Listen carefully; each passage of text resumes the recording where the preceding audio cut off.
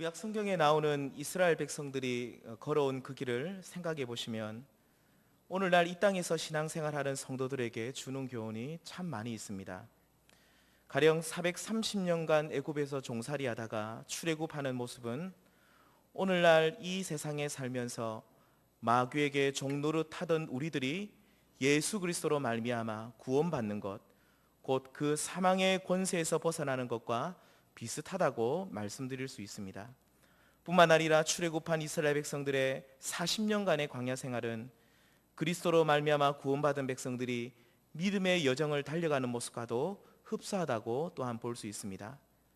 그래서 히브리서 3장 8절에 보시면 광야에서 시험 받던 날에 거역하던 것 같이 너희 마음을 완고하게 하지 말라, 그렇게 말씀하십니다.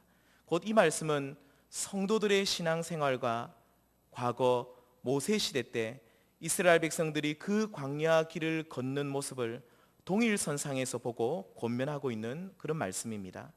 곧 광야와 같은 이 세상에서 신앙생활할 때 이스라엘 백성들이 광야에서 멸망했던 것을 교훈으로 삼아서 오직 너희는 마음을 다하고 뜻을 다하여 전심으로 하나님만 따라가라고 요청하고 있습니다. 결국 이스라엘 백성들이 걸어온 그 길을 반추해 보시면 성도는 출애굽한 뒤 광야 길과 가나안을 향한 여정이 시작되기 때문에 출애굽한 것에 만족해서는 안 되고 여기에서만 머물러 있어서는 안 된다라고 하십니다. 그래서 오늘날 박옥수 구원파와 같은 이단에서 말하듯이 우리가 예수님을 믿으면 그 순간부터 구원은 따놓은 당상이기 때문에 아무렇게나 살아도 된다고 하는 식의 생각은 철저히 우리 가운데 배격되어야 하는 것임을 우리에게 가르쳐주고 있습니다. 그러므로 신앙생활은, 믿음생활은 시작은 있어도 끝은 없다는 마음으로 신앙이 이 정도만 되었으면 된다는 그런 자만감을 버리고 늘 가나안을 향해 달려나가야 함을 우리에게 말씀해주고 있습니다. 그렇다면 다시 오늘 본문으로 돌아와서 하나님께서 광야길을 걷는 이스라엘 백성들에게 원하시는 삶의 모습은 무엇이었습니까? 그렇습니다. 바로 이 광야길을 걷는 동안 너희들은 나의 뜻에 순종하라고, 곧 모세에게 보여준 그 율례에 순종하며 살라고 말씀하셨습니다. 그렇다면 오늘 본문에서 이스라엘 백성들이 이제는 40년간의 광야 생활을 다 끝내고 가나안 땅에 들어가서 이제 거기서 할 일은 또한 무엇이었겠습니까? 그렇습니다. 그 또한 하나님의 뜻에 순종하는 삶이었습니다. 오늘 우리가 읽은 신명기서 말씀은 여호수아와 갈렙 그리고 모세를 제외한 불순종한 출애굽 1세대 사람들은 다 죽고 이제는 가나안 땅에 들어갈 광야에서 태어난 출애굽 2세대를 향한 모세의 장대한 설교라고 말할 수 있습니다. 모세 자신은 그토록 기대하고 바라보았던 가나안 땅에 들어갈 수 없었지만 이제 너희들은 이 가나안 땅에 들어가서 어떻게 살아야 하는지를 거대한, 정말로 장대한 한 편의 설교로 출애굽 2세대 자손들에게 전하고 있는 것입니다. 그 핵심 메시지는 무엇입니까? 여기서도 어김없이 순종의 삶을 살라고 강조하고 있습니다. 이제 광야 40년간의 여정에서와 마찬가지로 너희들이 입성할 이제 약속의 땅 가나안, 오래전 아브라함 시대 때부터 약속된 이 땅에 들어가서 너희들이 살아야 할 라이프 스타일은, 삶의 방식은 오직 순종하는 삶이라고 거듭 말씀하고 있다는 것입니다. 그런데 하나님께서 광야에서 멸망한 출애굽 1세대의 불순종을 너무나도 잘 아시기 때문에 하나님께서는 이 가나안 땅에서 순종할 수 있도록 백성들이 하나님을 바라보고 그 뜻을 따르는 백성들이 될 수 있도록 두 가지 큰 장애물을 허락하셨다라고 오늘 성경은 기록하고 있습니다. 그리고 이 장애물은 오직 너희의 어떤 지혜와 모략으로 넘어갈 수 있는 것이 아니라 오직 주의 뜻에 따르고 그 말씀에 순종할 때에 넉넉히 이겨낼 수 있다라고 또한 약속하고 있습니다. 그렇다면 이 두 가지 장애물, 가나안 땅에서 만나게 될 이 두 가지 장애물은 무엇입니까? 오늘 말씀 13절부터 17절까지 말씀을 보시면 가나안 땅에서 이스라엘 백성들이 만나게 될 그 첫 번째 장애물이 무엇인지 말해주고 있습니다. 그것은 바로 이스라엘 백성들의 먹고 사는 문제였습니다. 사랑하는 성도님들, 우리는 흔히 가나안 땅을 출애굽기와 민수기서의 그 여러 말씀에 기록되어 있듯이 젖과 꿀이 흐르는 땅이라고 말합니다. 그렇다면 가나안 땅을 정말로 젖과 꿀이 흐르는 땅입니까? 그렇습니다. 하나님께서 약속하신 이 땅은 젖과 꿀이 흐르는 비옥한 땅이 맞습니다. 하지만 이 땅이 젖과 꿀이 흐르는 비옥한 땅이 될 수 있는 조건이 있습니다. 그것은 하늘에서 비가 적당히 내릴 때만 가능한 것이었습니다. 반대로 만일 가나안 땅에 이른 비와 늦은 비가 때에 맞게 내리지 않으면 이 땅은 황폐하고 젖과 꿀이 흐르는 땅이 아니라 마치 저주받은 땅처럼 모든 곡식이 말라 죽게 되어서 굶주림의 땅으로 변하게 될 것이라 말합니다. 오늘 본문 14절 15절을 다시 한번 보시면 여호와께서 너희 땅에 이른 비 늦은 비를 적당한 때에 내리시리니 너희가 곡식과 포도주와 기름을 얻을 것이요 또 가축을 위하여 들에 풀이 나게 하시리니 내가 먹고 배부를 것이라, 그렇게 말하고 있습니다. 이렇게 하나님께서 적당한 비를 주시면 이 땅에는 먹을 것이 풍부할 것이라고 약속합니다. 하지만 이와는 반대로 비가 내리지 않으면 어떻게 됩니까? 본문 17절 말씀을 보십시오. 여호와께서 너희에게 진노하사 하늘을 닫아 비를 내리지 아니하여 땅이 소산을 내지 않게 하심으로 너희가 여호와께서 주신 아름다운 땅에서 속히 멸망할까 하노라. 만일 하나님께서 하늘의 문을 닫으시면, 곧 비를 내리지 않으시면 이 땅은 아름다운 땅이 아니라 멸망의 땅으로 아무런 밭에 소산을 내지 못하기 때문에 황량한 땅으로 바뀌어진다라고 말씀하고 있습니다. 그렇다면 가나안 땅은 왜 이렇게 하늘의 비만 기다려야만 했습니까? 본문 10절 말씀을 보십시오. 애굽 땅은 가나안 땅과 달리 아주 비옥한 땅이라고 말하고 있습니다. 그 이유는 무엇입니까? 물이 많기 때문입니다. 하늘의 비가 내리지 않아도 고대 문명의 발상지였던 나일강이라는 거대한 강이 그 중심에 흐르고 있기 때문에 언제든지 농사가 가능하고 물 공급이 가능했던 것이었습니다. 그렇다면 성도님들, 가나안 땅이 비옥한 땅입니까? 아니면 애굽 땅이 비옥한 땅입니까? 당연히 애굽 땅이 비옥한 땅입니다.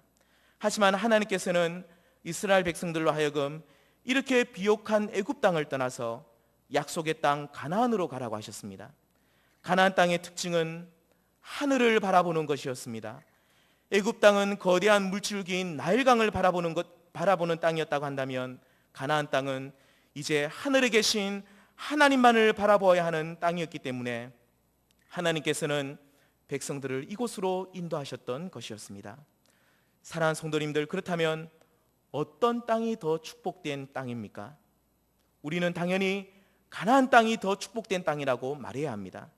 우리가 예수님을 믿기 전에는 애굽이 주는 풍요로움과 그 땅이 주는 물질의 기쁨에 매여 살았다고 한다면, 이제 우리가 예수님을 믿고 있다면 이제는 이러한 모든 애굽에서의 삶을 청산해야만 합니다.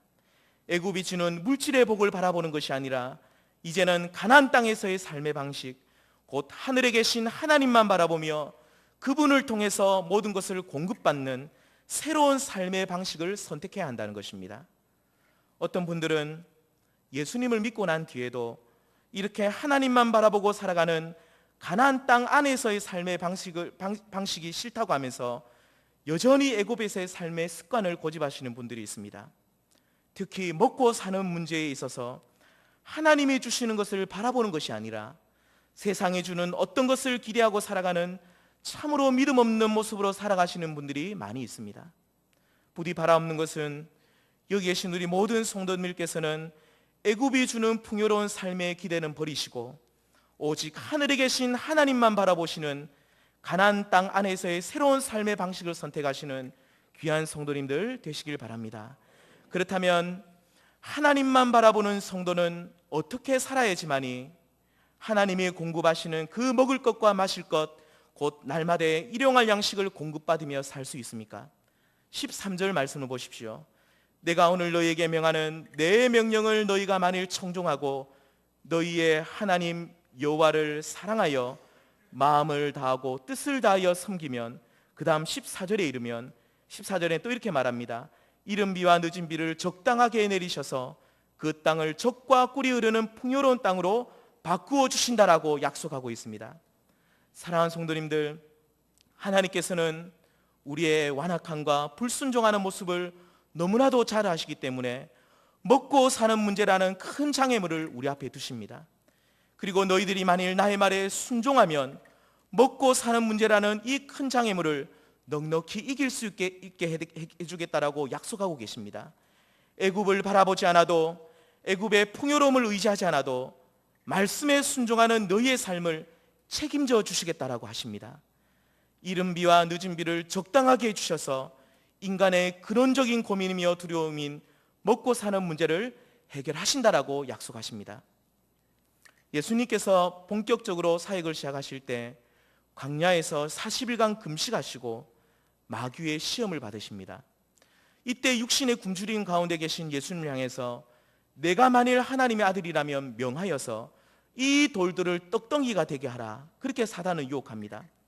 그때 예수님께서는 이 유혹을 물리치시면서 마태복음 4장 4절 말씀에 따르면 사람이 떡으로만 사는 것이 아니요 하나님의 입으로부터 나오는 모든 말씀으로 살 것이다 라고 단호하게 말씀하십니다. 하나님의 말씀으로 산다는 것은 성도는 이 땅에서 하나님 말씀에 순종함으로 먹고 사는 문제를 해결할 수 있다는 뜻입니다. 산상수훈 마태복음 6장에서도 예수님께서는 제자들 향해서 너희는 저 이방인들처럼 무엇을 먹을지 무엇을 마실지 그렇게 염려하며 살지 말라라고 말씀하십니다. 이렇게 당부하시면서 마태복음 6장 33절에 이르러서는 그런즉 너희는 먼저 그의 나라와 그의 의를 구하라, 그리하면 이 모든 것을 너에게 더하리라고 약속해 주고 있습니다. 이 말씀 또한 성도는 하나님의 나라와 그 의를 구하는 삶, 곧 하나님의 왕되심을 선포하고 하나님 중심으로 살아갈 때에 너희들이 있어야 할 모든 것을 친히 공급해 주시겠다라는 약속의 말씀입니다.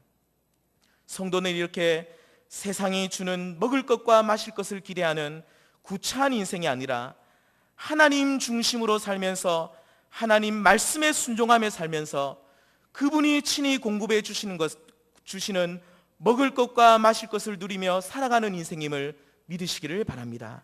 그리고 중요한 사실은 오늘 본문 14절 말씀에 나와 있듯이 하나님이 주시는 공급함은 적당함입니다.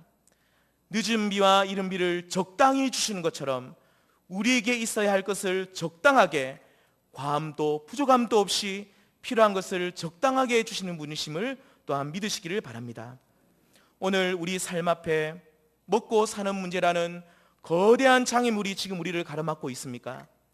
성도는 이 문제를 반드시 정면 돌파해야 하는데 그것은 다름 아닌 우리의 삶 속에 과연 순종하는 모습이 있는지를 살펴보는 것입니다.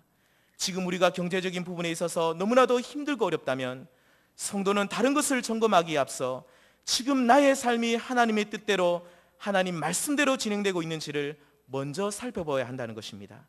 그리고 이렇게 살펴볼 때 불순종하는 부분이 있다면, 불신앙의 모습이 있다고 한다면 이 모든 죄악을 버리시고 회개하셔서 순종의 삶을 사심으로써 하나님이 친히 나의 공급자가 되시고 하나님이 나의 모든 필요를 채워주시는 그 은혜와 복을 누리시는 여기 계신 우리 모든 성도님들 다 되시길 바랍니다. 그리고 두 번째, 하나님이 가나안 땅에 들어가는 이스라엘 백성들 앞에 두신 장애물은 가나안의 7 족속들이었습니다. 너희들이 먹고 사는 문제에 있어서 나의 말에 순종할 때에 이것을 해결해 주듯이 이러한 사람 문제도 가나안 7 족속이라는 거대한 장애물도 나의 말에 순종할 때 해결해 주시겠다라고 약속하십니다. 오늘 읽은 본문 18절부터 22절까지 말씀을 보시면 너희들이 하나님의 말씀을 마음에 새길 뿐만 아니라 너희의 손목에 매어 기호로 삼고 심지어 미간에 붙여서 표를 삼으라고 하십니다. 그리고 이렇게 하나님 말씀 중심으로 그분을 사랑하고 그의 모든 도를 행하고 그리고 하나님만 의지하게 될 때 본문 23절 말씀처럼 그 모든 나라 백성을 너희 앞에 다 쫓아내실 것이며 너희가 너희보다 강대한 나라들을 차지할 것이다라고 약속해주고 있습니다. 사실 하나님께서는 가나안 땅에 이렇게 골치 아픈 그리고 너무나도 장대한 이러한 원수들을 두지 않으시고 실제로 아무런 장애물도 없게 하실 수도 있으셨습니다. 하지만 하나님은 이러한 거대한 안악조선과 같은 가나안 원수들을 장애물로 두셨고 백성들이 이 땅에 들어갈 때에 오직 나의 말에 순종하면 이 모든 원수들을 쫓아내 주시겠다라고 약속하신 것입니다. 이렇게 하나님은 이스라엘 백성들을 괴롭히는 원수들을 장애물로 주셔서 백성들로 하여금 순종을 배우게 하셨고, 그리고 실제로 순종할 때에 내가 그 모든 문제를 해결해 주시겠다라고 또한 약속하신 것이었습니다. 본문 25절을 보시면 너희가 밟는 모든 땅 사람들에게 너희를 두려워하고 무서워하게 하시리니 라고 하십니다. 몸집으로 보나 그들이 가지고 있는 무기로 보나 이스라엘 백성들은 그들 앞에 자갈지을 수밖에 없는 존재였지만, 만일 이스라엘이 하나님의 말씀에 순종하면 가나안 사람들이 이스라엘 백성들을 두려워하게 하시겠다라고 또한 말씀해 주고 있습니다. 사랑하는 성도님들, 오늘날 우리들을 끊임없이 괴롭히는 더러운 원수 사단 마귀는 우리가 아무리 발버둥 쳐도 이 세력들을 우리의 지혜와 힘으로는 결코 이길 수가 없습니다. 하지만 오늘 말씀처럼 우리가 우리의 대장 되신 여호와 하나님 말씀에 순종하고 그분의 이름을 높이며 나아갈 때 넉넉히 이 모든 원수들을 이기게 될 줄 믿습니다. 그래서 지금 우리에게 부족한 것은 더 많은 힘이나 지혜가 아니라 하나님을 향한 순전한 믿음이며, 또한 지금 나의 삶이 하나님 말씀에 순종하고 있는지가 관건인 것입니다. 이렇게 우리들이 하나님 말씀에 순종하게 될 때에 반드시 이러한 원수 마귀 사단의 세력들을 하나님께서 반드시 물리쳐 주실 것입니다. 이뿐만 아니라 우리는 너무나도 많은 인간관계 가운데 얽혀 있습니다. 그래서 종종 우리는 해결할 수 없는 인간적인 문제들이, 인간관계의 그런 문제들이 우리 앞에 놓여 있을 수 있습니다. 그 사람들로 말미암아 상처받고 힘들고 아파할 수 있다는 것입니다. 이러한 때에 내가 지금 하나님 말씀에 어떻게 서 있는지 우리 자신을 먼저 돌아보시기를 바랍니다. 상대방이 무엇을 잘못했는지 생각하기보다 지금 하나님 앞에서 나를 돌아볼 때에 어떤 부분이 하나님 앞에 내가 불순종하고 잘못하고 있는지를 내 자신을 먼저 생각해 보시기를 바랍니다. 그렇게 할 때 하나님께서는 반드시 실타래처럼 엉켜있는 우리의 복잡한 인간관계 또한 반드시 다 풀어주시고 회복시켜 주실 것입니다. 지금 우리 앞에 우리를 괴롭히는 영적인 세력인 원수 사단 마귀가 우리를 괴롭히고 있습니까? 뿐만 아니라 우리 앞에 늘 우리를 힘들게 하는 어떤 사람들이 장애물처럼 지금 우리 앞에 정말로 그렇게 서 있습니까? 다시 한번 이 말씀을 기억하시면서 주의 뜻에 순복하는 삶을 통해서 하나님께서 물리쳐 주시고 회복시켜 주시는 은혜를 경험하시는 여기 계신 우리 귀한 성도님들 다 되시길 바랍니다. 말씀을 맺겠습니다. 이스라엘 백성들은 광야라는 순종의 학교에서 낙제했습니다. 여호수아와 갈렙 외에는 아무도 이 학교를 수료하지 못했습니다. 이제 새로운 출애굽 2세대 자손들이 가나안 땅에 들어가게 되는데 하나님께서는 이들을 또다시 순종의 학교로 몰아가십니다. 왜냐하면 장애물이 없으면 자신의 힘으로는 해결할 수 없는 큰 어려움과 난관이 없다고 한다면 결코 순종하지 않는 백성임을 아셨기 때문에 이번에는 척박한 가나안 땅을 통해서 먹고 사는 문제라는 장애물을 두셨고, 그리고 가나안 7족속이라는 거대한 장애물 또한 함께 두셨습니다.